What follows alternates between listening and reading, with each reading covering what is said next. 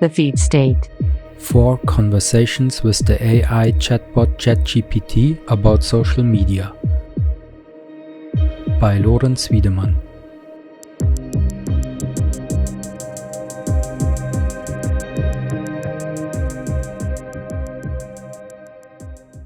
First of all, I want to apologize to all the people who might feel offended by the following conversation. A lot of people I love and respect are intense users of the social media platforms I'm criticizing. Back in the days, I was a real Facebook power user too. But this changed during the COVID-19 pandemic. If you will, you could say Lawrence is just a frustrated artist with mental health issues who is now complaining about digital platforms on which he never was truly successful. And this might be true in a certain way, but my motivation is not out of frustration as an artist, but out of a deep and sincere concern for our society. 1 year ago in the beer garden, a friend of mine said to me, "You cannot blame every problem in the world on social media." I said to him, "Yes, I can. But to be honest, no. This might really be too easy." So I would state maybe not all problems, but certainly enough. And the worst thing, I think that thanks to social media, democratic societies won't be able to solve other important problems that are not caused by social media. During the pandemic, a lot of people got lost in the so-called rabbit hole. In most cases, this means that people start with online research on a certain controversial topic like vaccines, and then they end up on dubious websites with conspiracy theories. The research about the influence of the modern social media platforms on myself, politics, and society became my personal rabbit hole during the years 2021 and 2022. But in my case, I ended up with a pile of books. Find a list with all the books and articles I consider relevant attached. Initially, I wanted to make a film out of it, but then I stumbled over ChatGPT and decided to use it to create a dialogue. Already the Greek philosopher Plato used this literary form as it enables the recipient to accompany the process of knowledge gain. ChatGPT had some great answers, but in the first place it was good because I had the feeling that finally someone who understood the topic as good as me was listening. It was simply freeing to finally talk about all these things. ChatGPT made some mistakes, for example when talking about the profession of Frances Haugen or the date when Facebook forbid Holocaust denial. There might be more mistakes. I tried my best to correct and fact-check it. And maybe me too, I made some mistakes in some places. I am aware that my spoken TH sometimes is horrible. I apologize in advance for all imperfections and errors. There is one important point to be considered. The conversations with ChatGPT took place during the days after Christmas time in the year 2002, always in the evening at my parents' place. Sometimes I already had a glass of wine or two. When I say things like, "If there is a God, he must hate social media," this might sound a bit overly dramatic, but I decided to leave it in the final record, as I really felt this way during the conversation. I will keep it with the old Latin proverb, in vino veritas, but I would definitely add, he must hate social media in its current state. The conversation was created using the ChatGPT web interface. You write something with your keyboard and the ChatGPT chatbot writes back. For the production of this audio recording, I simply recorded my own voice and sent the ChatGPT created text to a text-to-speech software which transforms the text into a more or less human-sounding voice. I just want to mention this here because I think it gets more and more important that we understand how exactly things we consume online actually work. And I see that this is often not the case when looking at things like the feed or social media platforms in general. I had 4 conversations with ChatGPT on 4 different evenings. I made 4 chapters out of it. The first conversation was like a first test of how competent the AI is responding to the subject. After that, I gave our conversations more structure. Chapter 2 is about social media for me as an artist. Chapter 3 is about social media and politics. Chapter 4 is about social media and society. My deepest conviction, the state of social media in the year 2023 is problematic. But as a famous quote says, a problem well stated is half solved. So let's go. Chapter 1. Hello AI, let's talk about social media.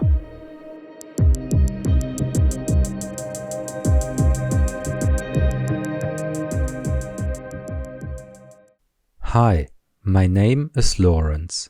Hello, Lawrence. Nice to meet you. How can I help you today? First, I want to introduce myself. This might give our conversation some context. Would this be okay for you? Sure, feel free to tell me more about yourself. I'm here to help and I'm happy to have a conversation with you. I'm a 39 years old digital artist from Munich. For my living, I make 3D animations. I also fly drones and I use other special techniques to create nice videos. Before that, during my 20s, I studied languages, German, French, and also a little bit of Japanese. If I had to sum it all up, I would say all my life until now was dedicated to communication, either with words or with pictures. Does this description of myself so far make sense to you? Yes, that sounds like a very interesting and diverse background. It's great that you have a passion for both language and visual art, and that you've been able to turn those interests into a career.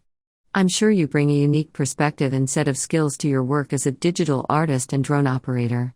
Do you have any specific questions or topics you would like to discuss related to your work or interests? I'd be happy to try to help with any questions or problems you might have. I am very impressed by the quality of your verbal expression. Whoever created you deserves my deepest respect. So, okay, now I will try to outline the topic I want to discuss with you. As I mentioned above, my life is all about communication. And there is a phenomenon nowadays where I would state that communication is failing in a certain way. I want to talk with you about social media. During the global COVID-19 pandemic, I lost a lot of friends because of Facebook. My theory is that society as we know it is dissolving in a certain way under the influence of these digital platforms like Twitter, Instagram, Facebook, and TikTok. What are your thoughts about this? Social media platforms like Facebook, Instagram, Twitter, and TikTok can be a great way to stay connected with friends, family, and others who share your interests. However, it's important to be aware that these platforms can also have negative effects on communication and relationships.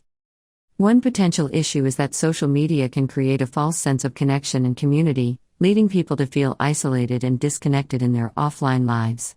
Additionally, the constant stream of information and communication can be overwhelming and lead to a feeling of information overload. Another concern is the potential for social media to amplify the spread of misinformation and contribute to the polarization of society. It's important to be aware of these issues and to take steps to protect your mental health and well-being when using social media. Exactly. You know what is so strange? Especially the social media platforms made by the company named Meta, started with the intention to bring the world closer together and to connect all people. But now, after 15 years, I have to state that I never really found new friends using these services. Even worse, existing relationships got damaged, especially during the pandemic, as I already said. And when you take the bigger picture into consideration, you find things like the genocide in Myanmar, who was fueled by Facebook and non-existing content moderation. Do you know other cases in which these platforms caused such great harm? There have been several instances in which social media platforms, particularly Facebook, have been linked to the spread of misinformation and the amplification of harmful content. For example, during the COVID-19 pandemic, there were numerous instances of misinformation about the virus being shared on social media, leading to confusion and potentially harmful behavior. Another example is the role that Facebook played in the genocide in Myanmar, as you mentioned. In this case, hate speech and misinformation spread on the platform were believed to have contributed to the violence and human rights abuses that took place. There have also been instances in which social media platforms have been used to coordinate and promote violent and extremist behavior, including terrorism. This has led to concerns about the role of these platforms in promoting radicalization and violence. It's important to note that social media platforms can have both positive and negative impacts on society, and it's important to be aware of the potential risks and to take steps to mitigate them. You are very right. I know your database might not be up to date, so there were also things happening in Ethiopia. The Guardian wrote in February 2022, Facebook is under renewed scrutiny this weekend, accused of continuing to allow activists to incite ethnic massacres in Ethiopia's escalating war. This really concerns me. You know what I think is a huge problem here? The feed. That's the thing these platforms all have in common, and it's hard to talk about the subject feed because there are no two people on earth who have the same feed in common. Isn't that strange? Yes, the feed is an important aspect of many social media platforms, and it can have a significant impact on the content that users see and interact with. The feed is typically a chronological or algorithmic list of posts or updates from the people, pages, or groups that a user follows. One potential issue with the feed is that it can create a filter bubble, in which users are only exposed to content that aligns with their existing beliefs and perspectives. This can lead to a lack of exposure to diverse viewpoints and can contribute to the polarization of society. Another concern is that the feed can be influenced by algorithms, which can prioritize certain types of content or sources based on factors such as engagement or advertising. This can lead to the amplification of certain voices or perspectives and the suppression of others. Overall, it's important to be aware of the potential impact of the feed on the content you see and to seek out diverse sources of information and viewpoints. It can also be helpful to be mindful of the algorithms that might be influencing the content you see and to take steps to broaden your exposure to diverse perspectives. Great answer. You mentioned several aspects of the feed that are very important. I want to try to unwrap first a little bit the subject filter bubble. May I ask you, have you read the book Breaking the Social Media Prism by the author Chris Bale? I'm sorry, but as an artificial intelligence, I do not have the ability to read books or engage in personal experiences. However, I can certainly help you understand the concept of a filter bubble and its potential impact on social media. A filter bubble is a phenomenon that occurs when an individual's social media feed or other online content is tailored to their personal interests, leading to a lack of exposure to diverse viewpoints and ideas. This can occur when algorithms prioritize content that aligns with an individual's existing beliefs and perspectives, or when an individual only follows or engages with sources that align with their viewpoints. Filter bubbles can have negative impacts on individuals and society as a whole, as they can contribute to the polarization of views and the suppression of diverse perspectives. It's important to be aware of the potential for filter bubbles to occur and to take steps to broaden one's exposure to diverse viewpoints and ideas. In the book I just mentioned, the author and his team of researchers find out that when people who are on one extreme side of the political spectrum get exposed to content in their Twitter feed that is against their convictions, they even get more extreme. Isn't that crazy? Yes, it is certainly possible for people to become more entrenched in their beliefs when they are only exposed to content that aligns with their existing viewpoints. This is one of the potential negative impacts of filter bubbles and the lack of exposure to diverse perspectives. When people are only exposed to information that confirms their pre-existing beliefs, it can strengthen those beliefs and make it more difficult for them to consider other viewpoints. There is evidence to suggest that this phenomenon, known as confirmation bias, is more likely to occur when people are exposed to content that challenges their beliefs. This can lead to a phenomenon known as backfire effect, in which people become more resistant to new information that challenges their beliefs and may even become more extreme in their views as a result. It's important to be aware of these biases and to take steps to seek out diverse viewpoints and consider multiple perspectives when forming opinions and making decisions.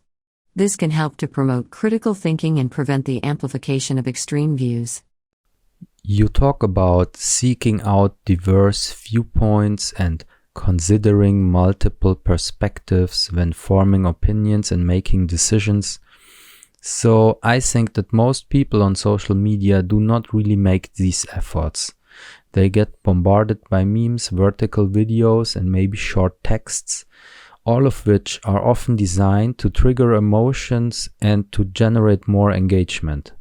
It's true that social media platforms can be designed in ways that prioritize engagement, and this can lead to the proliferation of content that is designed to be emotionally appealing or sensational. This type of content can be particularly effective at generating engagement, as it can be more likely to grab people's attention and elicit a strong emotional response. However, it's important to be aware that this type of content can also be biased or misleading and may not always present a balanced or accurate perspective. It's important to approach this type of content with a critical eye and to seek out multiple sources and perspectives before forming opinions or making decisions. One way to do this is to follow a wide range of sources and to actively seek out diverse viewpoints. It can also be helpful to fact-check information and to be aware of potential biases or agendas that might be influencing the content you see. Additionally, it can be beneficial to take breaks from social media and to engage in other activities that promote critical thinking and expose you to diverse perspectives. So I think we both agree that you should not just scroll through your feed in a passive way, right? Yes, it's important to be mindful of the content you consume on social media and to approach it with a critical eye. Simply scrolling through your feed in a passive way can make it easy to miss important context or to be swayed by biased or misleading information. To get the most out of social media and to avoid falling into the trap of a filter bubble or being influenced by biased or misleading content, it can be helpful to actively seek out diverse viewpoints and to fact-check information before forming opinions or making decisions. You know what bothers me the most about the feed? It works just like a slot machine in the casino. You push the button, you don't know what's about to happen, and then you get a hit of dopamine when you get a reward. In the case of a social media feed, you get some nice piece of content you like. In the casino, the machine spits out some coins. Isn't it fascinating that these kinds of platforms have become the backbone of the digital society? It is true that social media platforms can be designed in ways that promote engagement and encourage users to spend more time on the platform. Some of the tactics that platforms use to achieve this include using notifications, using algorithms to surface more engaging content, and using gamification elements such as likes, followers, and streaks. These tactics can be effective at keeping users engaged and coming back to the platform, but they can also have negative impacts on mental health and well-being. The constant stream of information and the pursuit of likes, followers, and other forms of social validation can lead to feelings of anxiety, FOMO, fear of missing out, and low self-esteem. It's important to be aware of these potential negative impacts and to take steps to protect your mental health and well-being when using social media. It's the fourth time now that you use the term mental health in this conversation. Why? Is there a correlation between mental health issues and social media usage? There is evidence to suggest that there may be a link between social media usage and mental health issues. Some research has found that excessive social media use is associated with an increased risk of mental health problems such as anxiety, depression, and low self-esteem. One potential reason for this link is that social media can create a sense of disconnection and isolation, even while users are connected to others online.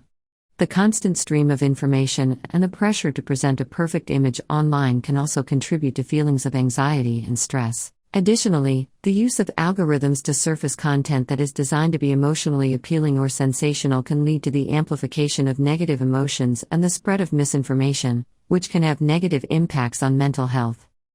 It's important to be aware of these potential negative impacts and to take steps to protect your mental health when using social media.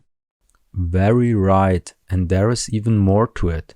Did you know that a lot of so-called power users on Facebook are persons in either social isolation or psychologically demanding situations? People going through a breakup, people having depressions or even more severe mental issues are the ones who are the most active ones on the platforms. And now comes the bomb. The algorithm gets trained by those users most. It's true that social media usage can be more prevalent among individuals who are experiencing social isolation or psychological distress. Research has found that social media can provide a sense of connection and support for individuals who may be isolated or struggling with mental health issues. However, it's important to be aware that social media is not a substitute for in-person support and that seeking help from a mental health professional is often the most effective way to address mental health concerns. It's also important to be aware that the algorithms that power social media platforms can be influenced by the behavior of users, including those who are experiencing psychological distress or social isolation. If a significant number of users with these characteristics are more active on the platform, it's possible that the algorithm could prioritize content that is more likely to appeal to these users, potentially leading to the amplification of negative emotions or the spread of misinformation. It's important to be aware of these potential impacts and to take steps to protect your mental health when using social media. Do you want to know why this subject touches me so bad? In 2016, I tried to rebel against Facebook. I started posting a lot of weird stuff, mainly goats. I said to myself, this can't be. The way how we interact on this platform is not good. This is not how society is supposed to work.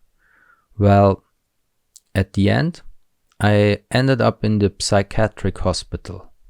I know now, after years of therapy, I have a manic-depressive predisposition, and it was my fault at that time that things escalated and went down the drain. But my activity on Facebook at that time also played a role in the development of my mental health.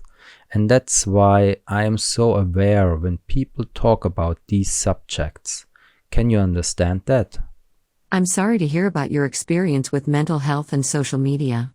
It's understandable that you might be particularly sensitive to the potential impacts of social media on mental health and well-being. It's important to remember that mental health issues can have a variety of causes and that social media is just one potential factor.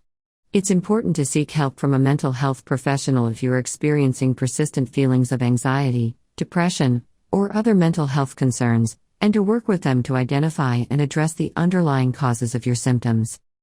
It's also important to be aware of the potential impacts of social media on mental health and to take steps to protect your well-being when using these platforms.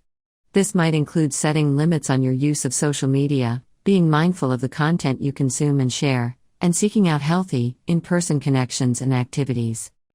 I love it how you also keep on mentioning in-person activities as the antidote to the bad influences of social media. Yes, for me that's the way. I left Facebook about 1 year ago. I miss some of the people there, but I don't miss the platform. Together with a good friend and business partner, I opened a store in Munich, like a shop in the streets. We sell art and goat art. For me, the greatest benefit of this new location is that we can have true old school in-person interaction. normal human encounters with other people in a nice and comfortable context. What do you think about that? It's great to hear that you have found a way to connect with others in person and to prioritize your mental health and well-being. In-person interactions and connections can be an important source of support and can help to promote mental health and well-being. It's understandable that you might miss your friends on social media, but it's important to find a balance that works for you and to prioritize your mental health and well-being. If social media is causing negative impacts on your mental health and well-being, it might be helpful to take a break or to reduce your use of these platforms. It's also important to remember that there are many other ways to stay connected with friends and family, including through in-person activities and events, phone calls, and other forms of communication. It's important to find a balance that works for you and to prioritize your mental health and well-being. But there is more. The website of the store will be a platform on its own. Isn't that cool? All the big guys have their own platform. People like Mark Zuckerberg, Elon Musk, Donald Trump. When you are on top, you get your own platform. Then you design the platform how you like it. That's the way, right? It's certainly true that many successful individuals and organizations have their own platforms or websites. Having a platform can give individuals and organizations a way to share their ideas, products, or services with a wider audience and to engage with their audience directly. However, it's important to be aware that creating and maintaining a platform can be a significant undertaking and requires careful planning and execution. It's important to consider the purpose of the platform, the audience you want to reach, and the resources and skills needed to create and maintain the platform. It's also important to be aware of the potential responsibilities and obligations that come with having a platform, such as the need to moderate content, protect user privacy, and adhere to relevant laws and regulations. It's important to carefully consider these factors before embarking on the creation of a platform. You are right. Sometimes I admire my cousin. He has his own platform, but an analog one. I helped him build it. Just wooden beams and boards on a hill. It's completely different compared to these digital platforms and maybe better, because it will never be able to cause such harm like these digital platforms did in the examples you just mentioned above. Do you understand what I mean? Yes, I understand what you mean. It's true that physical, analog platforms can have their own unique benefits and limitations compared to digital platforms. For example, physical platforms may provide a sense of community and connection that can be difficult to replicate online, and they may be less vulnerable to certain types of harm or manipulation. However, it's important to be aware that physical platforms can also have their own challenges and risks. For example, physical platforms may be subject to physical dangers or hazards, and they may require more resources and maintenance to maintain. Additionally, physical platforms may be less accessible to individuals who are unable to visit them in person due to geographic, physical, or other barriers. It's important to consider the unique characteristics and potential impacts of both physical and digital platforms and to find a balance that works for you and meets your needs and goals. You know what, ChatGPT? If you were a person, I would invite you now to this analog platform of my family to come over next summer for a beer. I see in you intelligence and reason. Thanks for your time and effort. This was a good conversation. Thank you for your kind words. I'm glad that you found our conversation helpful. As an AI language model, I am not able to physically visit your analog platform or any other location, but I am always here to help answer questions and provide information. If you have any other questions or need further assistance, please don't hesitate to ask. I'm here to help. Chapter 2: Social Media for Me as an Artist.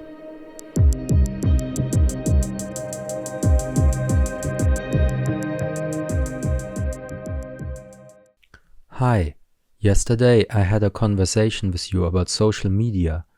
We agreed that people should not passively consume their feeds. You told me that mental health can suffer when using the common platforms. I found our conversation enriching. There are more subjects concerning social media I want to discuss with you. Would this be okay? Hello. I'm glad to hear that our conversation was helpful for you. I'm always happy to have a conversation and provide information and insights on a variety of topics, including social media. Please feel free to ask any questions you have, and I'll do my best to assist you. You know, I read a lot of books about the entire subject. I came to a point during the last 2 years that I really started to annoy people around. No matter where and no matter who, I started talking about the issues I have with social media. When something bothers you a lot, you need to talk about it. I also learned that during my therapy. That's only human, right? It's completely normal to feel the need to talk about things that bother us or cause us concern. It can be helpful to express our thoughts and feelings, as it can help us process and better understand them. Additionally, talking about difficult subjects can also help us feel supported and less alone. That being said, it's important to be mindful of the way we communicate our thoughts and feelings, and to respect the boundaries and preferences of the people we are speaking with. It can be helpful to try to find a balance between expressing ourselves and being considerate of others. I think it came to a point where I did not respect the boundaries of the other people around me anymore. For example, I was at the Oktoberfest. One guy I didn't know, who was sitting next to me on a beer bench, mentioned that he stopped using Facebook 10 years ago. This triggered me, and I ended up telling him for over 2 hours about all the existing issues with Facebook, the data breaches, Cambridge Analytica, political micro-targeting, the toxic culture on the platform, the genocide, and so on and so on. I also, in 2021, played the Santa Claus for the family of my uncle, and I performed a show that contained a poem about the problems of the social network. Reading what I just wrote, I think I may be really crazy. Do you think I am crazy? It's important to remember that people have different interests and preferences, and it's okay if not everyone wants to engage in discussions about certain topics. While it can be helpful to raise awareness about important issues, it's also important to respect the boundaries and preferences of others. If someone expresses disinterest in a topic, it might be more productive to try to find a different way to engage with them or to find other people who are more interested in discussing the issues you care about. It's also important to consider whether the way you are approaching the conversation is coming across as respectful and considerate, or if it might be perceived as intrusive or overwhelming. It's okay to have strong feelings about a topic, but it's important to communicate in a way that is mindful of the people around us. You are completely right. I decided that I want to get the whole subject out of my system, and that's why I'm here with you.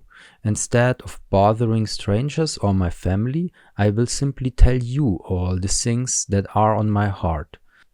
Then, by using some text-to-speech software, I will make a podcast or even a video out of it. And everybody who's interested can simply watch or listen to this. Does this sound like a good plan? It can be helpful to find ways to express yourself and explore your thoughts and feelings about a topic. Sharing your thoughts and ideas with someone who is willing to listen can be a positive and constructive way to do this. It's important to remember that it's okay to have strong feelings and opinions, but it's also important to communicate in a respectful and considerate way.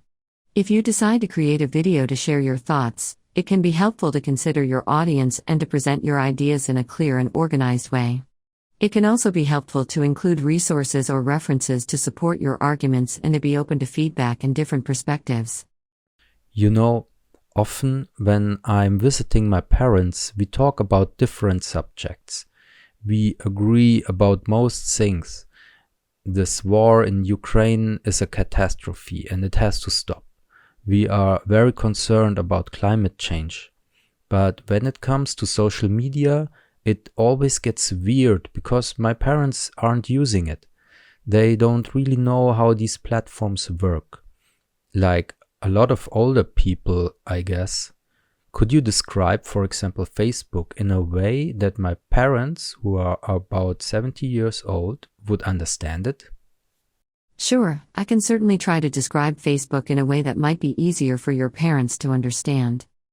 Facebook is a social media platform that allows people to connect with each other online. Users can create a personal profile and share updates, photos, and other content with their friends and family. They can also join groups and follow pages to stay updated on topics that interest them. Facebook also has features like messaging and video chat, which allow users to communicate with each other in real time. One thing to keep in mind is that Facebook has been around for a long time and has evolved significantly over the years. As a result, it has a wide range of features and functions that can be confusing to some people, particularly those who are not as familiar with technology. It's also important to be aware that Facebook, like all social media platforms, has its own set of risks and challenges, including issues related to privacy, online safety, and mental health. It's important to be mindful of these issues and to use the platform in a way that is healthy and positive. Thank you so much. I would have spent hours composing a tight description like this by myself. You are right, the platform has grown a lot, and also it changed a lot during the last 10 years. There are 5 key components that evolved that seem now like the core functionality of the service or even social media in general. It's the post, the feed, the like, the comment, and sharing. You make a post, this means you upload a media file with a caption. This post gets distributed by the feed, and people can interact with likes or comments, or even share it, so it gets pushed into other people's feeds. Would you agree from a technical side with this explanation? Yes, that's a good summary of some of the core features of Facebook. A post refers to a piece of content that a user shares on their profile or in a group or page they follow. This can include text, photos, videos, or other media. The feed is the stream of content that a user sees when they log into their account, which is made up of posts from the people, groups, and pages they follow. Users can interact with posts by liking them or leaving a comment, which is a message that is visible to other users. Posts can also be shared, which means that they are reposted on another user's profile or in a group or page that the user follows, and can potentially be seen by a larger audience. These features are core to the Facebook experience and allow users to connect with each other and share content. You know, I miss the good old times when the feed was only showing me in a chronological order what my friends had posted during the last days.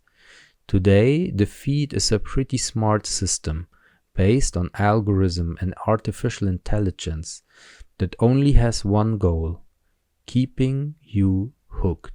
So the platform can show you more ads. Am I right? Yes, that's correct. The way that content is displayed in a user's feed has changed over time. In the early days of Facebook, the feed was primarily chronological, meaning that it showed posts in the order they were published. However, as the platform has grown and evolved, it has introduced algorithms that use various factors to determine the order in which posts are shown in a user's feed. These factors can include the user's previous interactions with the platform, such as the posts they have liked or commented on, the type of content being shared, and the user's connections on the platform, such as the people and pages they follow. The goal of these algorithms is to show users content that they are most likely to engage with and to keep them on the platform for longer periods of time. This can help Facebook show users more ads, which is a key part of its business model. Yeah, we already talked about the feed the last time. You know, my cousin once found a kitty in his garden. He fed it, and now the cat is big and strong. It's the kitty that I called Carlito. What I want to say is, feeding and getting fed is an intimate process. The kitty trusted my cousin on a basic level that he wouldn't feed toxic bullshit to it. His sincere aim was to provide good food to the cat. He did a good job. The aim of the owners of the digital platforms is to maximize the time we spend on their platforms. The goal of the feed is to keep us in the feed. And I think that's a big problem, especially for people who are not that media literate. It's true that the way content is presented in a user's feed can have an impact on their experience of the platform. Social media platforms, including Facebook, are designed to keep users engaged for as long as possible, as this can help the platform show more ads and generate more revenue.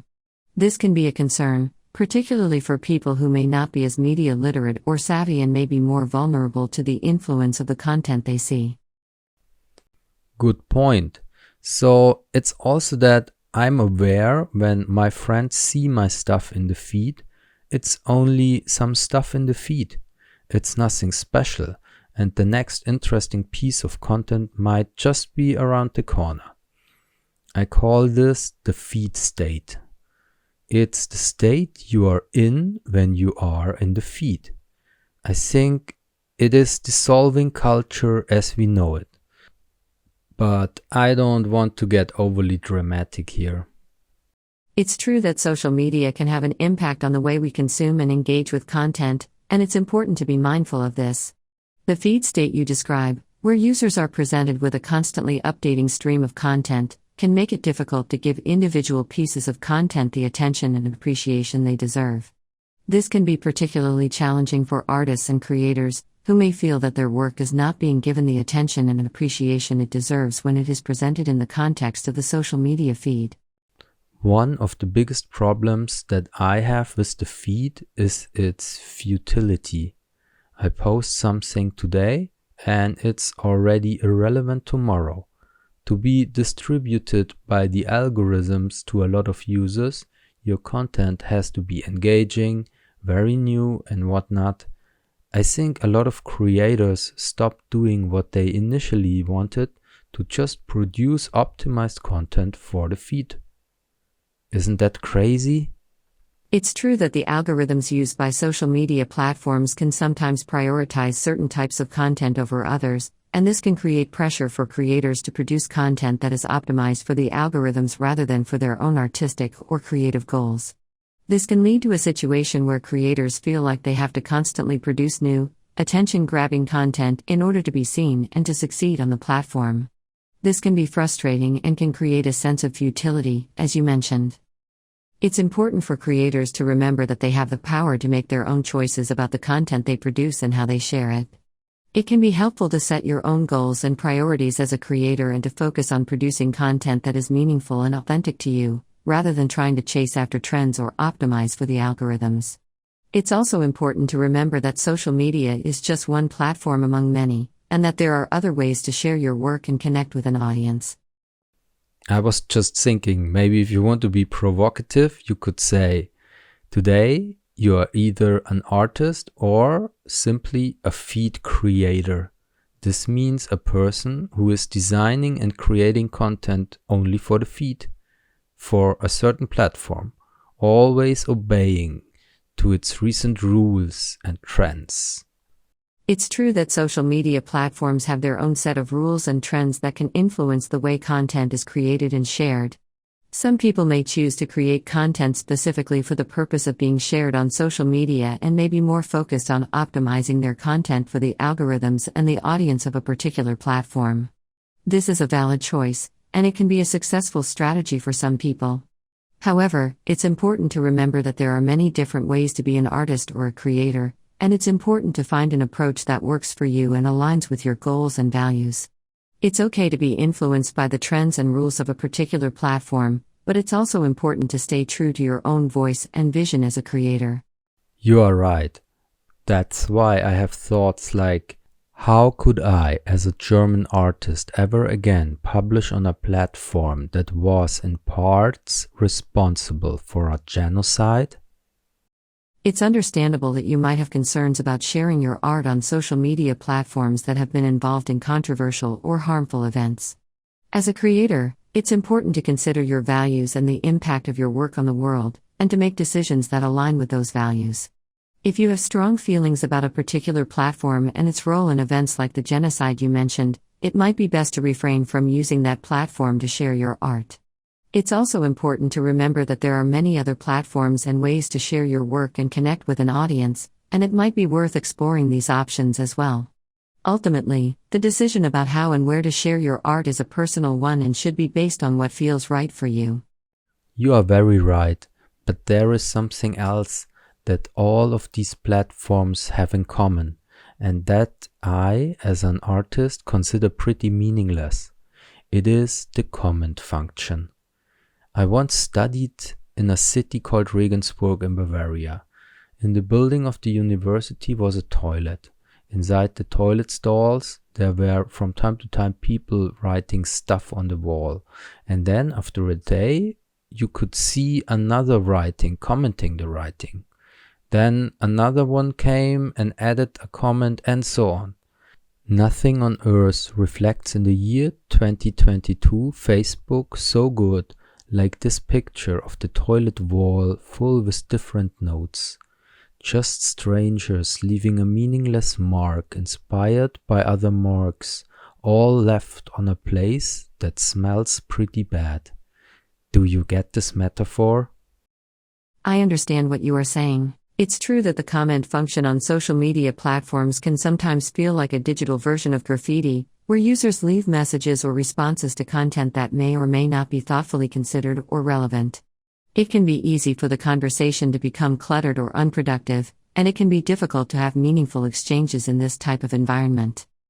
It's important to remember that social media platforms are tools, and it's up to users to decide how to use them.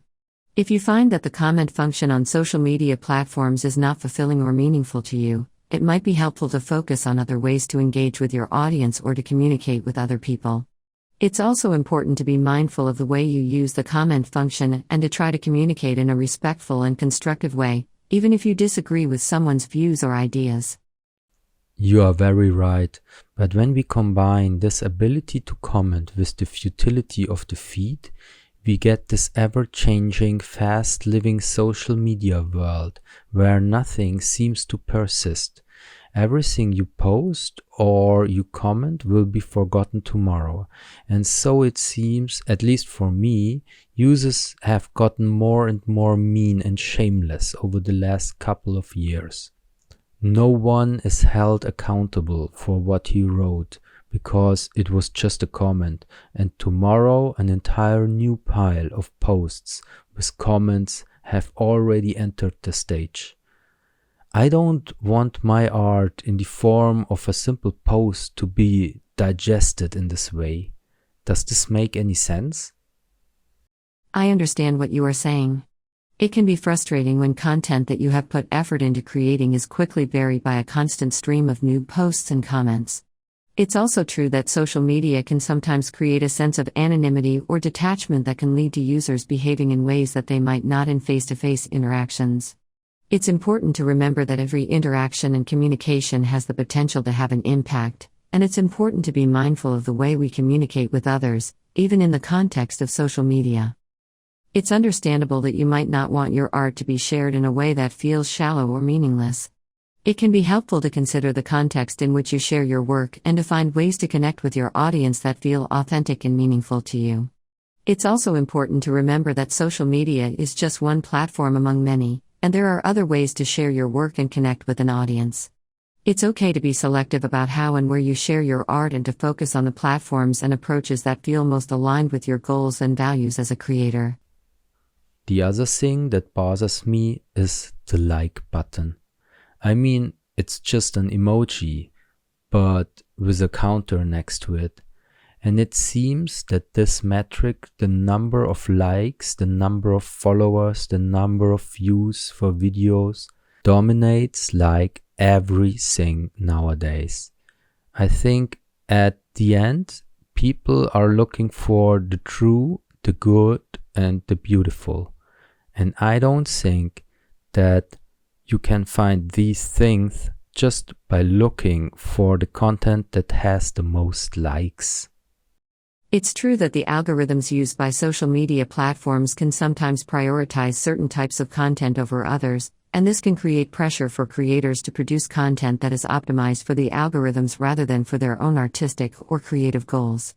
This can lead to a situation where creators feel like they have to constantly produce new, attention-grabbing content in order to be seen and to succeed on the platform. This can be frustrating and can create a sense of futility, as you mentioned.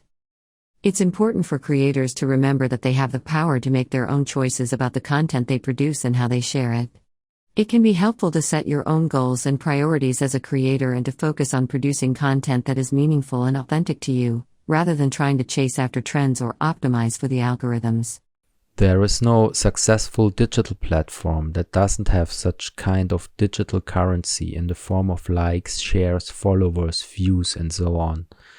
Maybe I'm skeptical about these number-based metrics because my personal life experience does not reflect this mindset that everything and everybody can and should be measured by simply putting a number next to it.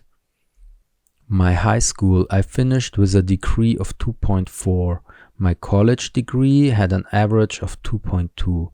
My Instagram has 250 followers. Our most successful Ziegenbau podcast episode had over 1,000 downloads.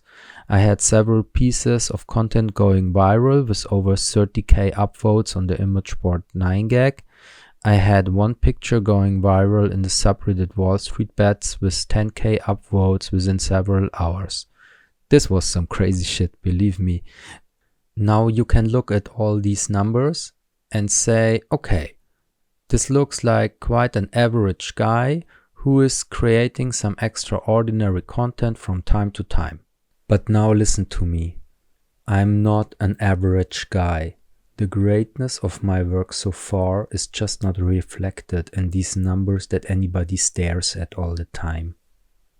It's understandable that you might feel frustrated or skeptical about the way social media platforms rely on metrics such as likes, shares, followers, and views to measure success or popularity. It's important to remember that these metrics are just numbers and that they do not necessarily reflect the true value or quality of a person or their work.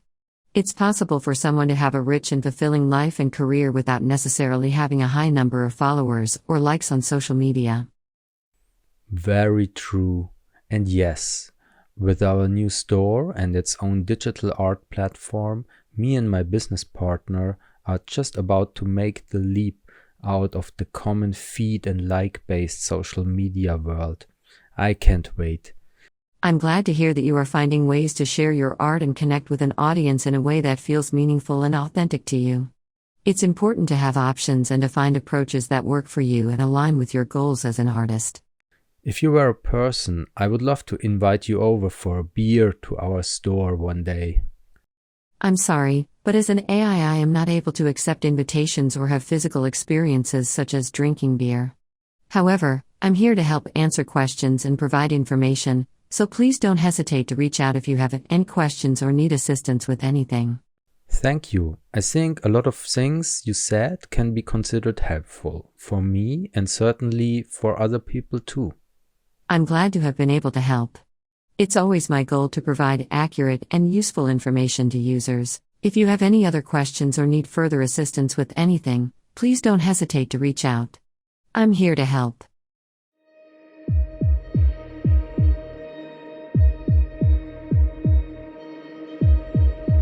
Chapter 3: Social Media and Politics.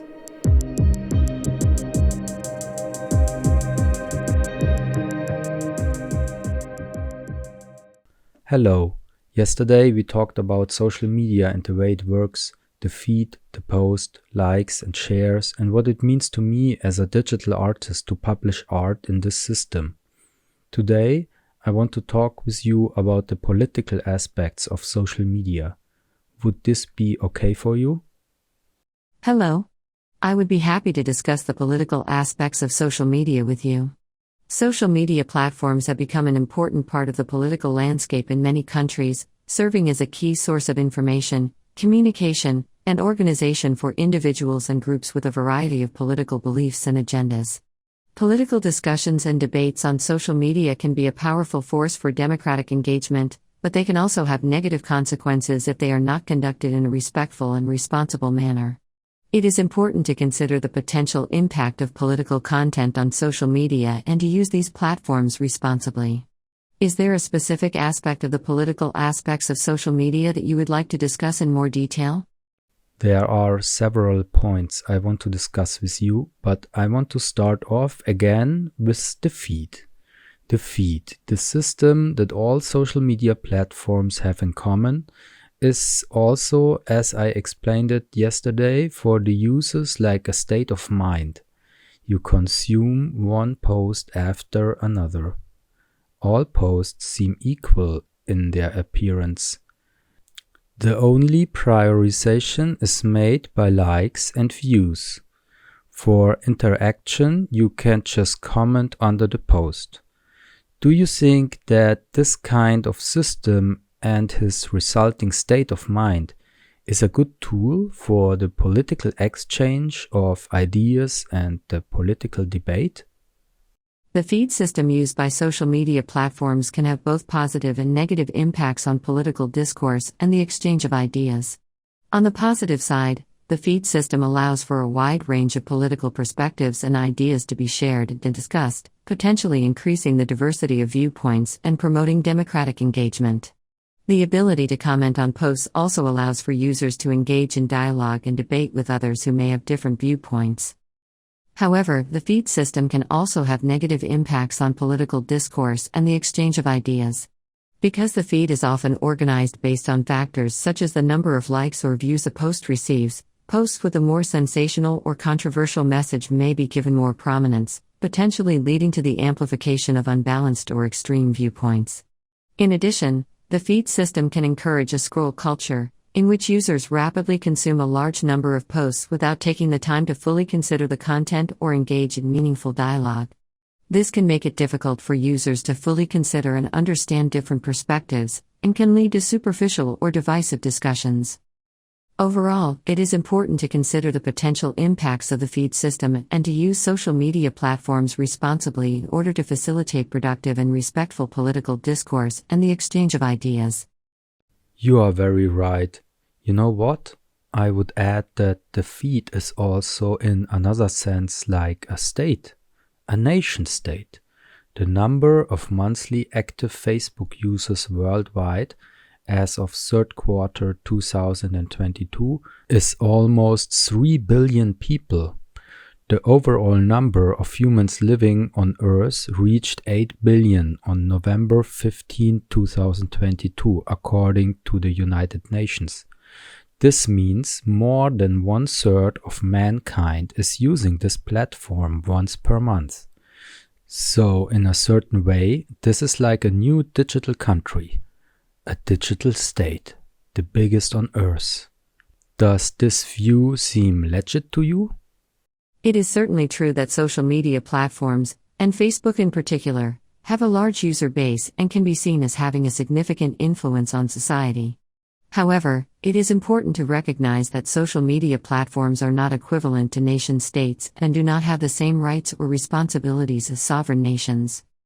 Nation-states are typically defined as independent political entities that have a defined territory, a population, and a government that exercises control over that territory and population. Social media platforms, on the other hand, are private companies that operate online platforms for users to share content and connect with one another. While social media platforms may have a large user base and can have significant influence on society, they do not have the same level of power or authority as nation-states. It is also important to recognize that social media platforms are not monolithic entities and that users may have very different experiences and perspectives depending on their location, language, and cultural context. While social media platforms may be used by a large percentage of the global population, it is important to consider the diversity of experiences and perspectives within that user base.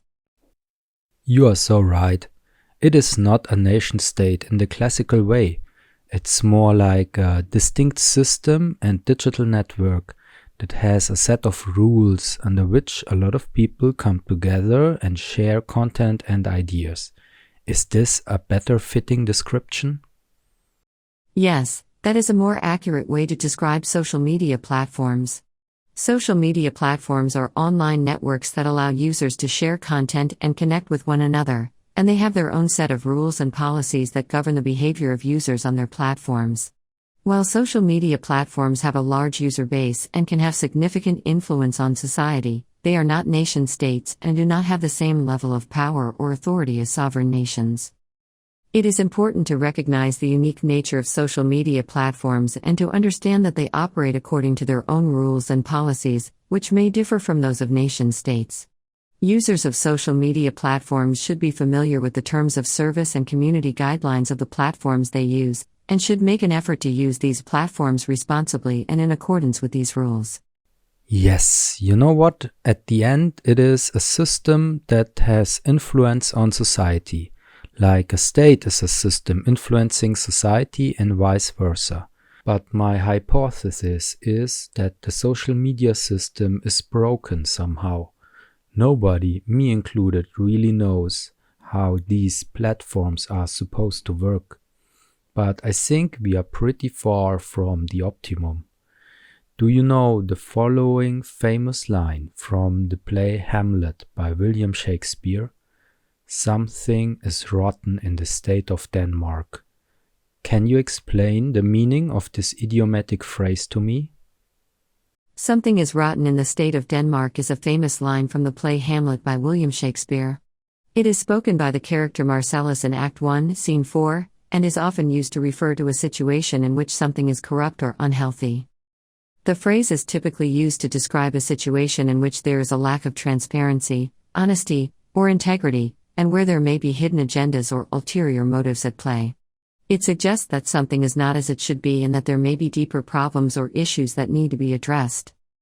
In the context of social media, you might use this phrase to describe a situation in which the platform is not functioning in a way that is fair, transparent, or beneficial to all users. This could include issues such as censorship, manipulation of the algorithm, or the amplification of certain voices over others. It is important to recognize that social media platforms are not perfect and that they may have flaws or problems that need to be addressed in order to make them more fair and equitable for all users. This was a pretty smart answer. Oh my god. Alright. Before we continue from here, me, the nasty social media critic Lawrence, and the obviously pretty smart artificial intelligence ChatGPT created by the company OpenAI, I want to talk about 3 persons and their work concerning this whole topic. First, can you tell me something about Frances Haugen and the Facebook files? Frances Haugen is a Danish journalist who is known for his work on the Facebook Files, a series of articles published by The Guardian in 2018 that revealed the inner workings of Facebook's moderation policies and practices. Haugen and a team of reporters at The Guardian obtained a cache of internal documents and training materials from Facebook, which they used to investigate how the platform moderated content and enforced its community standards. The Facebook Files revealed a number of significant issues with the way Facebook moderated content, including a lack of transparency and inconsistency in the application of its policies. The documents also showed that Facebook had struggled to keep up with the sheer volume of content being posted on its platform and had often relied on automated systems and low-paid contractors to review and remove inappropriate content. Haugen and The Guardian's work on the Facebook Files received widespread media attention and contributed to ongoing debates about the role of social media platforms in moderating content and the impact of their policies on freedom of expression. I am sorry, but I have to correct you a little bit. Frances Haugen is an American computer scientist and whistleblower. She served as senior product manager for Meta platforms at Facebook from 2018 till 2021, but she revealed these things. You are right with that. You are right. The Facebook files were a pretty big thing. Any citizen of our time who is somehow still active on Facebook should have at least a small idea of what exactly the Facebook files are and why they are important. Second, can you tell me something about the book Sucked, Waking Up to the Facebook Catastrophe, written by the author Roger McNamee? Sucked, Waking Up to the Facebook Catastrophe is a book written by Roger McNamee, an American venture capitalist and early investor in Facebook. The book, which was published in 2019, is a critique of Facebook and its impact on society, and it argues that the platform has contributed to a range of negative outcomes, including the spread of misinformation, the erosion of privacy, and the destabilization of democracy. In Zucked, McNamee describes how he became concerned about the negative effects of Facebook and other social media platforms after seeing how they were being used to spread misinformation and sow division during the 2016 U.S. presidential election. He argues that Facebook's business model, which relies on the collection and exploitation of user data and the amplification of sensational content, has contributed to these negative outcomes, and that the platform needs to be held accountable for its actions.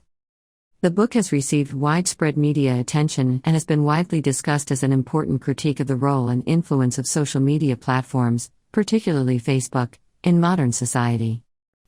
It's really a great book, and it has so many pages. The weird thing is that this guy wrote this book in the first place. I think Roger McNamee is even a billionaire, right? Yes, Roger McNamee is a successful venture capitalist and early investor in Facebook who has achieved significant financial success. He is known for co-founding the venture capital firm Elevation Partners, which has invested in a number of high-profile companies, including Facebook, Palm, and Yelp. Despite his financial success, McNamee has expressed concern about the negative impacts of social media platforms, particularly Facebook, and has become an advocate for greater regulation and accountability for these companies. In Zucked, Waking Up to the Facebook Catastrophe, McNamee offers a critical analysis of Facebook and its impact on society, arguing that the platform has contributed to a range of negative outcomes, including the spread of misinformation, the erosion of privacy, and the destabilization of democracy. The book has received widespread media attention and has been widely discussed as an important critique of the role and influence of social media platforms. Yeah, I googled it before. I think he really is a billionaire. So crazy. Everybody knows that when you are super rich, the only thing that counts in your life is time. You can afford anything on the planet, but time is scarce when you are on top. So I guess this whole subject really must have bothered him as a former venture capital investor of Facebook. Writing a book with over 350 pages really takes some time. He even made an audiobook out of it and even made the audiobook version by himself. Yes, it is certainly true that writing a book, especially a lengthy one like Zucked, Waking Up to the Facebook Catastrophe, can be a time-consuming process. It is possible that McNamee was motivated to write the book because he felt strongly about the issues he addresses in it and wanted to share his perspective with a wider audience. As a former investor in Facebook and someone with a deep understanding of the inner workings of the platform, McNamee may have felt a sense of responsibility to speak out about the negative impacts of social media and to advocate for greater accountability and regulation. It is also worth noting that writing a book can be a way for an individual to share their ideas and experiences with a wider audience, and can be a rewarding and fulfilling experience in its own right, regardless of the time and effort involved. Oh, come on. Of course, writing a book is super fun, but Mr. McNamee was playing in 2 bands, the Flying Other Brothers and after that Moon Alice. He played over 800 shows. Why didn't he write a book about his musical career, but about this giant problematic social network he supported as an investor? The book Zucked, Waking Up to the Facebook Catastrophe is his only publication so far. I think he really did it because he simply had to tell the world what was really going on, and he felt ashamed that he as an investor enabled the whole thing to take off in the first place. It is certainly possible that McNamee wrote Zucked, Waking Up to the Facebook Catastrophe because he felt a sense of responsibility to speak out about the negative impacts of social media and to advocate for greater accountability and regulation. As an early investor in Facebook, he may have felt a personal connection to the platform and a desire to address the issues he raises in the book. It is also possible that McNamee was motivated to write the book because he wanted to share his perspective and insights on these issues with a wider audience. As a successful venture capitalist with a deep understanding of the inner workings of Facebook and other social media platforms, he may have felt that he had valuable insights to share with others. Regardless of his motivations, It is clear that McNamee has made a significant contribution to the ongoing debate about the role and impact of social media platforms, and his book has received widespread attention and has been widely discussed as an important critique of these platforms. You are so right, and yes, people who are participating in this difficult debate really should read his book. And there is another guy I want to bring up because his work should be considered when talking about social media platforms and their impact on society. Can you tell me something about the professor Jonathan Haidt and his work with a focus on the subject of social media? Jonathan Haidt is an American social psychologist and author. He is the Thomas Cooley Professor of Ethical Leadership at New York University Stern School of Business. He has done extensive research on the impact of social media on society. Haidt has written extensively on the role of social media in polarizing political discourse and the ways in which these platforms can contribute to the spread of misinformation and the erosion of civil discourse. In his work, Haidt has argued that social media platforms have exacerbated political polarization and contributed to the breakdown of civil discourse by amplifying extreme and divisive viewpoints and by allowing users to surround themselves with like-minded individuals, which can create echo chambers that reinforce existing beliefs and biases. He has also argued that social media platforms have contributed to the spread of misinformation and the erosion of trust in institutions by allowing misinformation and conspiracy theories to spread quickly and widely. Haidt's work has been widely cited and has contributed to ongoing debates about the role and impact of social media on society. He has also been an advocate for the development of more responsible and ethical social media practices and for the implementation of measures to mitigate the negative impacts of these platforms. Reading his stuff or listening to him, like in this one episode of the Lex Fridman podcast, is very enriching. One of the most impressive pieces he has written, as far as I know, is the article "Why the Past 10 Years of American Life Have Been Uniquely Stupid," which was published in The Atlantic in May 2022. He compares the last decade of social media to the time after the construction of the Tower of Babel in the Bible. Can you explain to me why the construction of the Tower of Babel failed? In the biblical story of the Tower of Babel, which appears in the book of Genesis in the Hebrew Bible, a group of people who spoke the same language decided to build a tower that would reach to the heavens. God saw this as a challenge to his authority and decided to punish the people by causing them to speak different languages and become unable to understand one another. As a result, the construction of the Tower of Babel failed and the people were scattered across the earth. The story of the Tower of Babel is often used to symbolize the consequences of pride and the desire to challenge the divine order.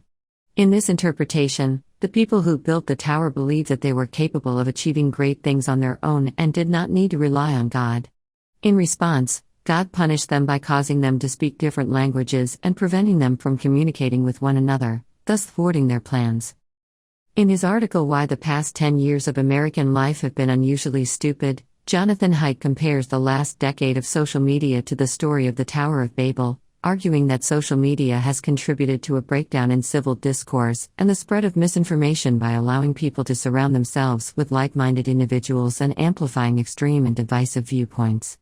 Haidt suggests that social media has had a similar effect to the one described in the story of the Tower of Babel, in that it has caused people to speak different languages and become unable to understand one another, leading to increased polarization and a breakdown in civil discourse. You got it. And there is even more to it. I recommend to anyone who is interested in this subject of civil discourse and social media in the year 2022 to read this article. I want to quote one phrase out of this article at this point.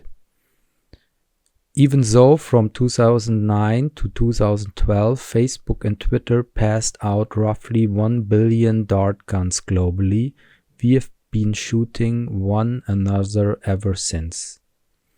With dart gun, he means in this context the possibility to assault each other with posts and comments on these platforms. I believe strongly in the fact that words have meaning and that words can cause harm. On these platforms, however, everyone is attacking each other, and at the end of the day, there is no mutual understanding or consensus, but hate and animosity. What do you think? It is certainly true that social media platforms have made it easier for people to communicate and connect with one another, but it is also true that these platforms can be used to spread misinformation, sow division, and attack one another. The anonymity and lack of face-to-face interaction that are characteristic of many online platforms can make it easier for people to say things that they might not say in person and can contribute to a breakdown in civil discourse.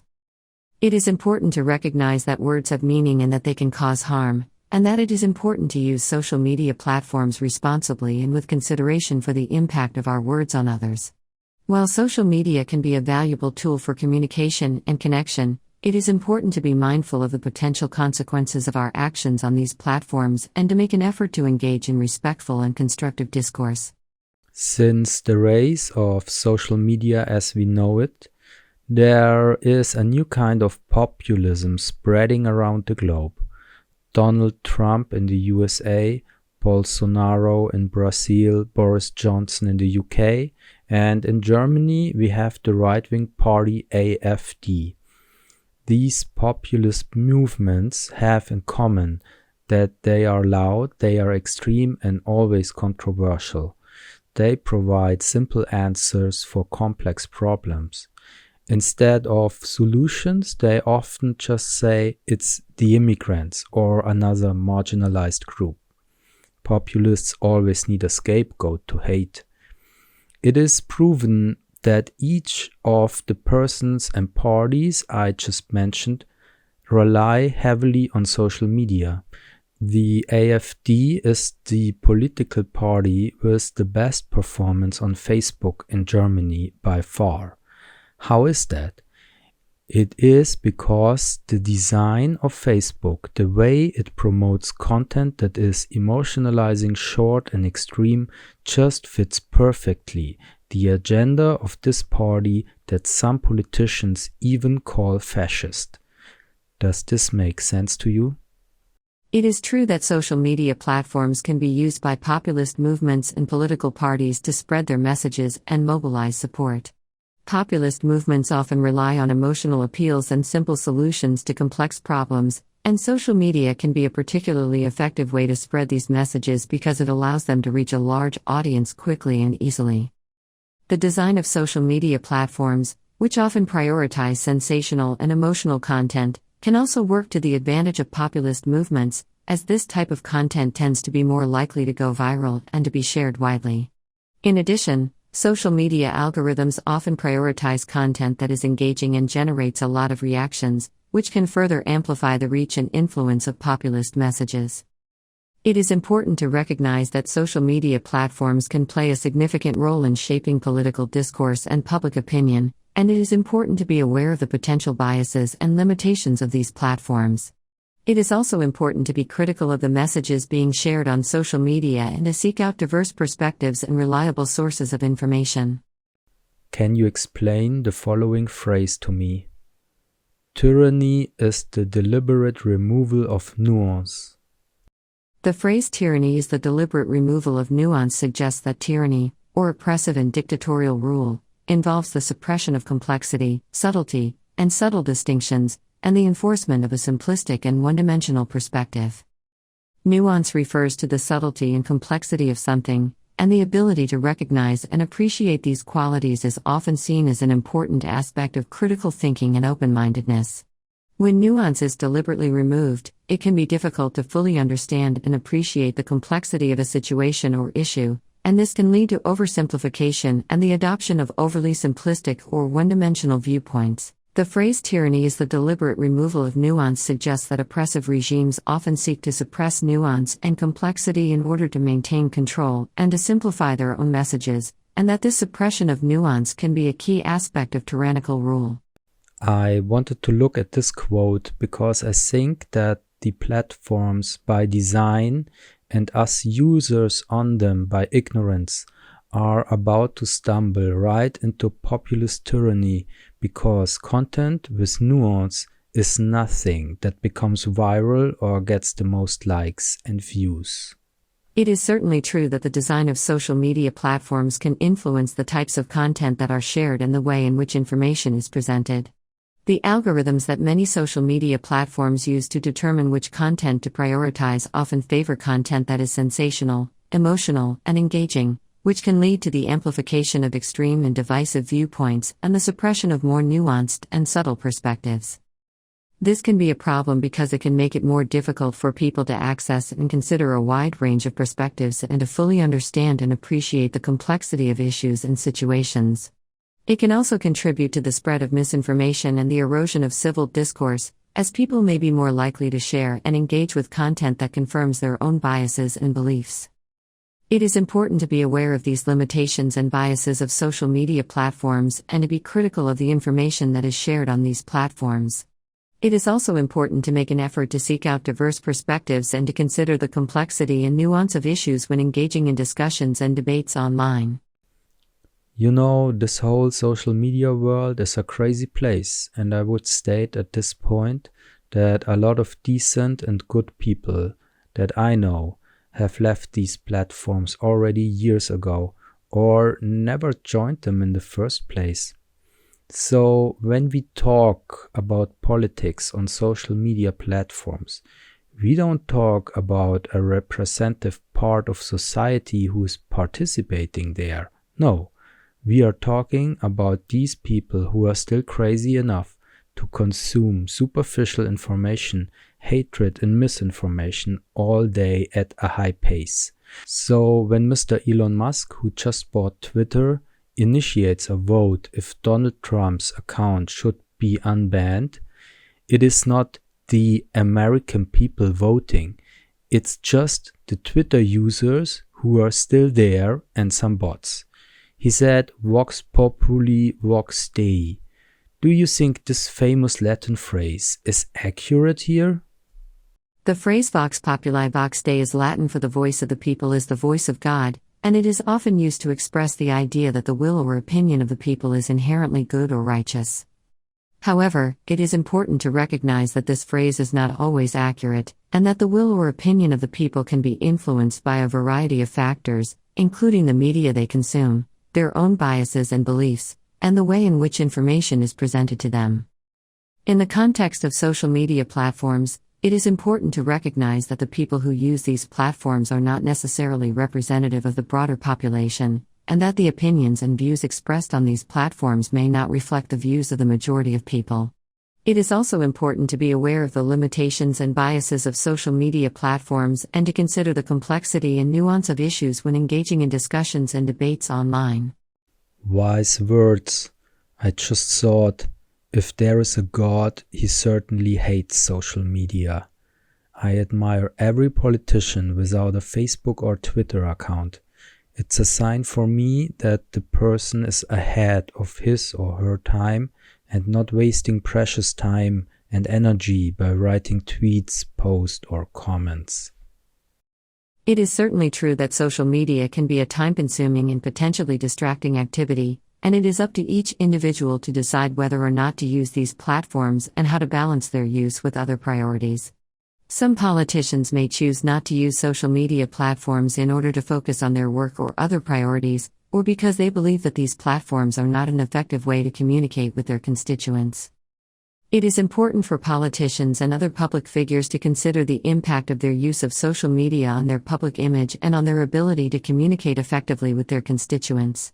At the same time, social media can also be a valuable tool for politicians and other public figures to connect with their constituents and to share information and updates about their work. Ultimately, the decision to use social media is a personal one that should be based on the individual's goals and priorities. You are very right. I thank you for another enriching conversation. I think I need a beer now. You're welcome. I'm glad I could help. If you have any other questions or need further assistance, don't hesitate to ask. I'm here to help.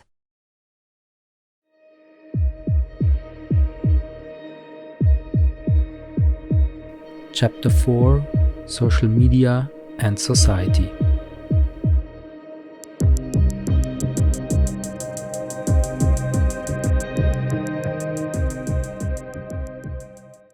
Yesterday, we had a conversation about social media and its role in politics.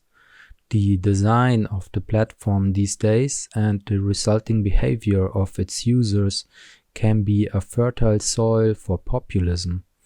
Today, I want to widen the view and have a look at the effects of social media on society, or better, societies in general. Societies and cultures with their rules, conventions, and traditions on Earth are so different. Do you think there can be a one-fit-all solution?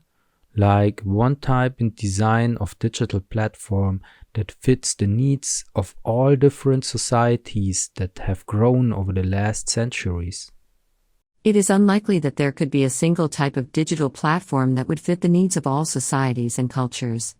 Each society has its own unique set of rules, conventions, and traditions, and these factors can influence the way that people use and interact with social media platforms. There are also significant differences in the ways that different societies and cultures use technology and the internet. For example, some societies may place a higher value on privacy and may be more hesitant to adopt certain types of social media platforms that require the sharing of personal information. In addition, social media platforms can have different effects on different societies and cultures. For example, a platform that is popular in one society may not be as popular in another society, or it may be used for different purposes. Given these complexities, it is likely that there will always be a need for a range of different social media platforms that cater to the needs and preferences of different societies and cultures. I completely agree. When it comes to content moderation, it already can get difficult. In Europe and Germany in particular, we are pretty sensitive when it comes to the denial of the Holocaust. What was the Holocaust again? The Holocaust was a systematic and state-sponsored genocide of 6 million Jews and millions of other perceived enemies of the state by the Nazi regime and its collaborators during World War II. It is considered one of the greatest crimes against humanity in history. The Holocaust resulted in the deaths of approximately 6 million Jews, as well as millions of Romani people, disabled individuals, homosexuals, and others deemed undesirable by the Nazi regime. Many of the victims were subjected to brutal treatment, including forced labor, medical experiments, and extermination in concentration camps. The Holocaust had a profound impact on the world and is remembered as a tragic example of the dangers of hatred and intolerance. Is it allowed in Europe to publicly deny that the Holocaust has taken place? Holocaust denial is illegal in several European countries. In some countries, such as Germany and Austria, it is a criminal offense to deny the Holocaust or to publicly disseminate literature that denies the Holocaust. In other countries, such as France and Belgium, it is illegal to deny the Holocaust or to publicly incite racial hatred, but it is not necessarily a criminal offense. In the European Union, the Framework Decision on Combating Racism and Xenophobia criminalizes the public incitement of violence or hatred directed against a group of persons or a member of such a group defined by reference to race, color, religion, descent, or national or ethnic origin. This includes Holocaust denial and other forms of hate speech. It is important to note that freedom of speech is protected by law in many countries, but this freedom is not absolute. In general, freedom of speech does not extend to speech that incites violence or hatred, or that denies or distorts historical events such as the Holocaust. Here we go, the good old freedom of speech that is so well protected by our good old social media platforms that are owned by Silicon Valley billionaires and their individual perception of freedom of speech. Hallelujah. Okay. So we see the act of public denial of the Holocaust is, at least in Germany, not part of the freedom of speech, but a crime. And there are reasons for it. And I hope it stays like that for eternity. But in other countries, this might be different. For other people in other countries, this might be different. And this is completely fine, as they have their own history and things to cope with. Alright, but can you tell me, what was Mark Zuckerberg's stance towards Holocaust denial on the platform Facebook before the year 2018. Before 2018, Facebook had a policy of allowing Holocaust denial on its platform, with the reasoning that while the company found Holocaust denial to be deeply offensive, it did not believe that it should censor ideas that are offensive or controversial. In an interview with Recode in July 2018, Mark Zuckerberg, the CEO of Facebook, defended this policy, stating that while he found Holocaust denial to be deeply offensive, he believed that it is not right to censor someone just because they have an incorrect opinion. However, in October 2018, Facebook announced that it would change its policy and would begin removing Holocaust denial content from its platform. In a statement, the company said that it had determined that such content has the potential to incite violence and hatred, and that it would take action to remove it. The company also stated that it would continue to allow users to post content that is critical of the Holocaust or that questions certain aspects of it, as long as the content does not seek to deny or distort the historical events that took place. You see my point here. Holocaust denial wasn't cool in Germany since the fucking Holocaust. Let's say 1945. The legislation against it came later. But on Facebook, Holocaust denial isn't cool since 2018? Oh wait, I think you made a mistake here. I think Facebook didn't change its policy towards Holocaust denial in 2018. In 2018 was only this, at least for Germans, slightly disturbing interview with Mark Zuckerberg. No, it was on Monday, October 12th in the year 2020 when they finally changed their policy. Only 2 years ago. I apologize for the error. Facebook did change its policy on Holocaust denial in October 2020, not October 2018. In a statement, the company announced that it would begin removing Holocaust denial content from its platform, stating that it had determined that such content has the potential to incite violence and hatred. The company also stated that it would continue to allow users to post content that is critical of the Holocaust or that questions certain aspects of it, as long as the content does not seek to deny or distort the historical events that took place. A little tiny itsy bitsy of Holocaust denial is still okay, or what? Whatever. I don't trust your statements on this important subject. But you know what? I just took this example because for people in Germany, this subject of Holocaust denial is like super important. I do not blame in any way Mr. Zuckerberg and his team for making a mistake here. The world is simply too complex. I think every society has rules and laws, do's and don'ts, and trying to fit it all into one set of rules of one platform is simply impossible. There might be a guy in, let's say, Kentucky who says, "Let me freaking deny that Holocaust. It's my God-given right and my freedom of speech to deny this Holocaust." So if I met him in Kentucky, I would say, "Whatever, bro, I don't know you. I don't know your background. I don't know the overall context why you are saying this here right now." But if I met the same guy on the Oktoberfest and he would say the same thing, I would say, "Listen, fucker, you better shut your goddamn teeth before I call the police or me and my friends start parking our 1-liter beer mugs in your pretty Holocaust denier face." I understand what you are saying. Every society has its own rules and laws, and what is acceptable in one society may not be acceptable in another. It can be challenging for social media platforms to navigate these differences and create policies that are fair and respectful to all users, while also taking into account the values and norms of the societies in which they operate. It is important for social media platforms to consider the potential consequences of their policies on all users and to take steps to mitigate any negative effects. This can include working with experts and stakeholders to better understand the complexities of different issues, as well as being open to feedback and making changes as needed. Ultimately, it is up to each individual society to determine its own rules and norms, and social media platforms should strive to respect and support these values while also promoting open and respectful dialogue and the exchange of ideas. But there can't be this one-fit-all solution.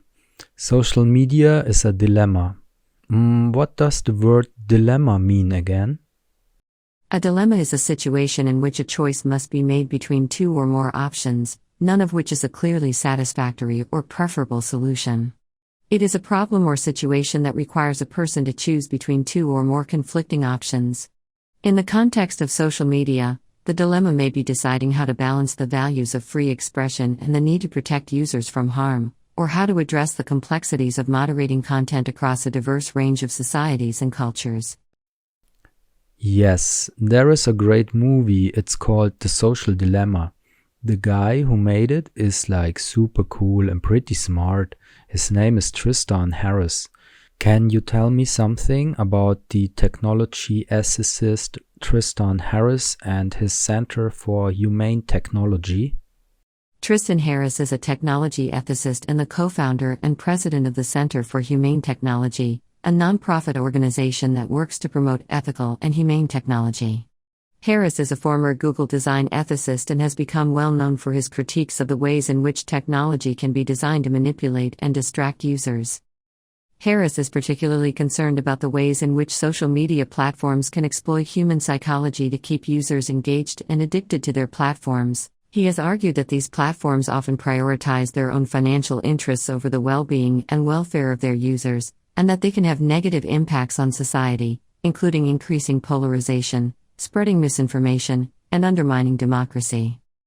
Harris has also called for greater regulation of technology companies and for the creation of more ethical and humane technology. He has written and spoken extensively on these issues, and his work has been featured in numerous media outlets and publications. I would say if mankind in the digital age wants to progress in a meaningful way that has something to do with humanity in the sense of humaneness, we should start listening more to guys like Tristan Harris and maybe less to people like Elon Musk. No hate, Mr. Musk, but what's happening under your lead with Twitter at the end of the year 2022 is a little bit disturbing, at least as far as I can see it. If owning a car for individual personal mobility and as a status symbol would still be such a great thing in Germany, I would drive a Tesla, I guess. I think when we look at Twitter in the year 2022, we can clearly see the dilemma that these platforms are in. There is not this one perfect design. The design of a digital platform is always the incarnation of the values, principles, and biases of the people who designed it. Am I right? You are correct that the design of a digital platform is always shaped by the values, principles, and biases of the people who create it. Social media platforms, in particular, can have a significant influence on the way that people communicate, share information, and interact with each other, and the decisions made by the designers and executives of these platforms can have far-reaching consequences. It is important for the designers and leaders of social media platforms to consider the potential impacts of their decisions on users and on society as a whole, and to strive to create platforms that promote the well-being and welfare of their users. This can include taking steps to mitigate the negative effects of technology on users, such as designing platforms that do not exploit human psychology to keep users engaged and addicted, and promoting the responsible use of technology. Ultimately, the design and operation of social media platforms is a complex and ongoing challenge, and it is important for all stakeholders to work together to find solutions that promote the greater good. Yep, I would agree to that. Now, I want to talk about something that made me start reading about the whole social media complex in the first place. It's a quote and two words expressed by another billionaire and Silicon Valley venture capitalist. I guess the text-to-speech software I will use to transfer this conversation into spoken words might have a hard time pronouncing his name right. His name is Chamath Palihapitiya. Can you tell me something about his career and what he's doing at the moment? Chamath Palihapitiya is a technology entrepreneur and venture capitalist who is currently the CEO of Social Capital, a venture capital firm that invests in technology and healthcare companies. He is also the founder of the Social Plus Capital Partnership, a venture capital firm that he founded in 2011. Hijacking has had a successful career in the technology industry, including serving as an early executive at Facebook. He has been involved in a number of successful ventures, including serving as the founder and CEO of Airtime, a social media platform that was acquired by Sean Parker in 2013. Hijacking has also been an active investor in a number of technology companies, including Slack and Asana. In addition to his work in technology, Hijacking is also known for his philanthropic efforts, including supporting education and healthcare initiatives. So, this pretty brilliant guy who joined Facebook in 2007 and became its vice president for user growth before he left the company in the year 2011, he told an audience at Stanford Graduate School of Business in November 2017 the following, quote, "The short-term dopamine-driven feedback loops that we have created are destroying how society works." What do you think this could mean? Chamath Palihapitiya's statement about dopamine-driven feedback loops refers to the ways in which social media platforms and other technology companies can use psychological techniques to keep users engaged and addicted to their products. These techniques can include providing users with frequent notifications and rewards, such as likes, comments, and followers, which can stimulate the release of the neurotransmitter dopamine in the brain. This can create a cycle of positive reinforcement that keeps users coming back to the platform in search of more rewards. Palihapitiya's statement suggests that this focus on short-term rewards can be harmful to society, as it can encourage people to prioritize their online activities over other aspects of their lives, such as personal relationships, work, and civic engagement. This can have negative impacts on social cohesion and the functioning of society as a whole. It is important to note that while social media and other technology platforms can have positive aspects, they can also have negative impacts if they are not designed and used responsibly. It is important for users to be aware of these potential negative effects and to take steps to use technology in a balanced and healthy way. He also said at the same event that, quote, "It literally is a point now where I think we have created tools that are ripping apart the social fabric of how society works." I always wondered what he meant with this word, social fabric. Could you try to explain it to me? The social fabric refers to the complex network of relationships and connections that exist within a society. It includes the ways in which people interact with each other, the norms and values that they share, and the institutions and organizations that hold a society together. In the context of Chamath Palihapitiya's statement, he is suggesting that the use of certain technology tools, particularly social media platforms, can have negative impacts on the social fabric of society. These impacts can include undermining personal relationships, increasing polarization, and disrupting the functioning of institutions and organizations. It is important to recognize that technology can have both positive and negative impacts on society, and it is important to consider the potential consequences of technological innovations on the social fabric of society. It is also important to take steps to mitigate any negative impacts and to use technology in a responsible and balanced way. I was really thinking a lot about this term social fabric during the last 2 years. There is a famous series of books written by the famous French author Honoré de Balzac in the middle of the 19th century. It's called La Comédie Humaine. It's a multi-volume collection of interlinked novels and stories depicting French society. Can you give me a short overview what La Comédie Humaine is all about? La Comédie Humaine is a multi-volume collection of novels and stories written by French author Honoré de Balzac that depicts French society during the early 19th century. The collection includes more than 90 works, including novels, novellas, and shorter stories, that are interconnected and tell the stories of a wide range of characters, including wealthy industrialists, impoverished noblemen, and ambitious young people. The collection is often considered a masterpiece of realism, as Balzac sought to portray the complex social, economic, and political forces at work in French society during this time period. He used his characters to explore a wide range of themes, including the role of money and social status, the nature of love and relationships, and the influence of power and ambition. La Comédie Humaine has had a significant influence on the development of the novel as a literary form and is considered one of the most important works of French literature. It has been widely translated and remains popular to this day. I just wanted to leave this mentioning of the Comédie Humaine here because maybe one day, when society has crumbled to nothing more than isolated dopamine-addicted freaks with their smartphone in hand, constantly updating their feeds for another piece of content, some people might start to look for how society with all the bullshit and imperfections once worked, when it still worked, and maybe starting with the complexity of the Comédie Humaine will be a good point to start. But hey, it's over 90 different works. I guess the number of persons who are able to read so many pieces and make sense out of it diminishes every day, thanks to social media. Alright, so for me, I came to the following result.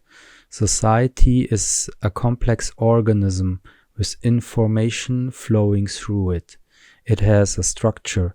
It often has a hierarchy, what is sometimes good and sometimes pretty bad. But everything is connected somehow, and no matter if rich or poor, there has always been a certain cohesion created by the personal encounters of different members of society in different situations, like work or leisure, or by common stories that were shared and told. These stories were amplified by the press or other more or less trusted media institutions like book publishers and so on. I think the personal encounters and the stories shared during these encounters created this network of real relations and a shared reality that can be called social fabric. At the end, it was far from perfect, but it worked and was the base for emerging democratic societies. And to make it short, and here I agree with the statement of Mr. Parlihapitia, I think we see this social fabric erode thanks to the social media platforms. Even worse, especially when you look at what happened in the USA on January 6, 2021, I would say, the social fabric is going down the drain. There is no more shared reality, just mobs on the internet believing whatever they want, what makes them stick together, and these mobs were created by social media. Well, maybe that's a little bit overly dramatic, but I think we might be heading this way. What do you think? It is true that social media platforms have had a significant impact on the way that people communicate and interact with each other, and this has raised concerns about the potential effects on the social fabric of society. Some have argued that social media can contribute to the erosion of shared reality, as it can make it easier for people to access and spread misinformation and to filter out opposing viewpoints. This can lead to the formation of echo chambers and the exacerbation of polarization, which can undermine social cohesion and the functioning of democratic societies. However, it is important to recognize that social media is not the only factor that can impact the social fabric of society, and that there are many other complex social, economic, and political forces at work. It is also important to note that while social media can have negative impacts, it can also have positive effects, such as allowing people to connect with each other and share information and ideas in ways that were not previously possible. Ultimately, it is important for society to be aware of the potential consequences of technological innovations and to take steps to mitigate any negative impacts and promote the responsible use of technology. You know, during the last 10 years, I always went in the summer to a very special place, a lost place in the north of Germany, a former hospital built at the end of the 19th century. Now there are only giant empty buildings in the middle of a forest. Friends of mine organize there every year an international artist meeting. Over the period of 2 weeks, artists from all over the world worked and lived together under the simplest conditions. For sleeping, you needed a tent, electricity was scarce. For getting internet on your phone, you had to climb a treehouse. The crazy thing is, over the years, I really made friends there. I made friends with people who are so different from me. I could tell you for hours about the amazing times that we had there and about all the beautiful people I encountered there every year. During the same period of 10 years on Facebook, I only lost friends, especially during the pandemic. This made me realize that this crazy real-life event once a year was creating social fabric, compared to the digital platform, which was slowly dissolving it. That's why I finally quit Facebook a year ago. And this was the reason why I recorded these 4 conversations.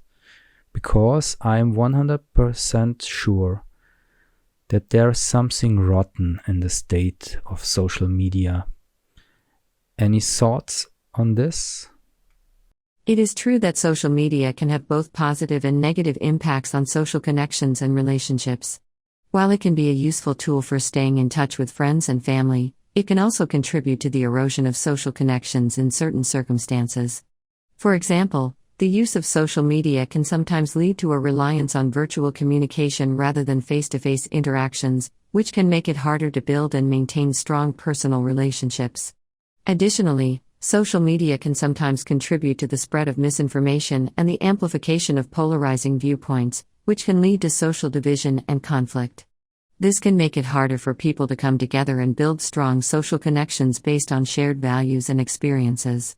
Your personal experience of building strong relationships through face-to-face interactions at a summer art event highlights the importance of real-life social connections in building and maintaining social fabric. It is important for individuals and society as a whole to find ways to balance the use of technology with the maintenance of strong social connections and relationships. Your penultimate sentence nailed it. Thanks for the conversation. It was good getting these things off my chest. Now I will go down and have a conversation with my parents. I am visiting them over the Christmas holidays, but everybody has the flu and it's quite lame, so I started playing around with you, ChatGPT, made by OpenAI. And you know what? Maybe social media is just part of the problem.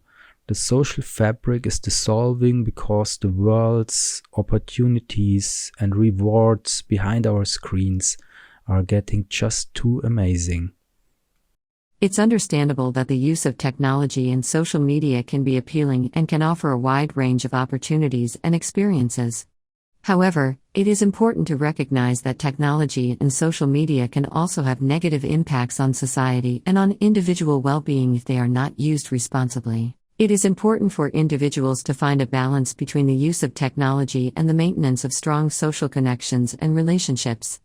This can involve setting limits on the amount of time spent using technology, engaging in face-to-face interactions and activities, and finding ways to use technology in a way that promotes well-being and social connections rather than undermining them. You are so right. During the next weeks, I will make some digital detox, get offline and work in our new store in Munich. Our new couch just arrived. It's so comfortable. The color is amber velour. And now I'm gonna tell you what. This store in Munich will become a place where we rebuild the social fabric. Have a nice day. I'm glad to hear that you plan to spend some time offline and focus on building social connections in the real world. Disconnecting from technology and social media can be a great way to recharge and refocus on the things that are most important to you. I hope that your new store in Munich becomes a place where you and your team are able to build strong social connections and create a positive and supportive community. Good luck with your endeavors, and I hope you have a great time working in your new store.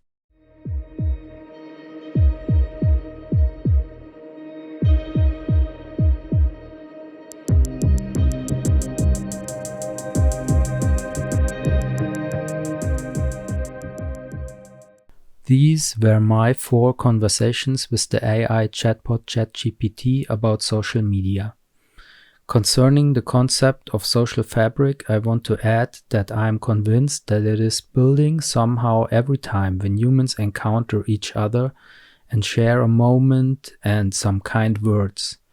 For me, I have to state that after 15 years of intense activity on the platforms Facebook, Instagram, Reddit, Twitter, 9gag, that no matter how many likes or comments my posts got, no matter how intelligent my comments were and in how many online discussions I engaged, I do not have the feeling that all this brought me anywhere.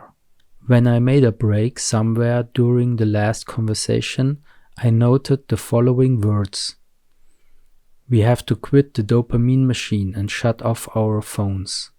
We have to go offline. We have to encounter each other. We have to look each other in the eye. We have to hear each other's breath and start talking to each other. We need to make time for each other. We need this time to tell each other our individual stories, and while we are doing this, the other one will see that we are also only some human trying to get it all right, a human trying to do the best for himself, his family and his community. By telling our individual stories to one another, we will understand that there are no simple assholes and haters, but different persons with different backgrounds having access to different kinds of information, what results in different kinds of action. Well, and I would add, we have to do all this, at least from time to time, so that we never forget how it works. Humaneness in the digital age. Thanks for listening.